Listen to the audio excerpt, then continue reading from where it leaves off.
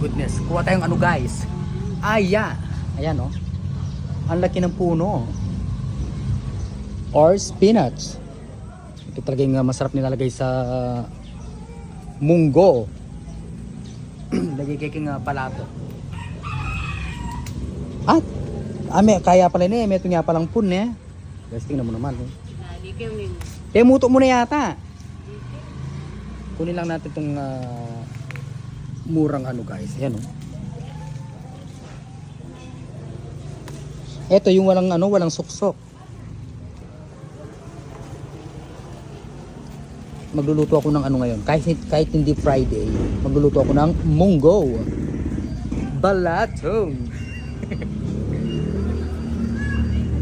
Nana mo yan? Ako.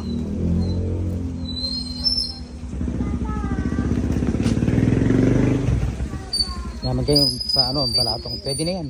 Thank you so much. O diba guys? Ang laki na puno. Sabi ko wag puputulin kasi ayan oh, pag magluluto ka ng munggo or gusto mo maggulay, ayan. Aya or spinach. Siyempre lagyan din natin ng alugbati. O di ba? Ano yung puno guys? Pag kasi nagluluto ako ng munggo, hindi kumpleto pag walang alugbati. So talagang nilalagyan ko yan ng alugbati guys. At saka yung kaninang kinuha nating spinach or aya.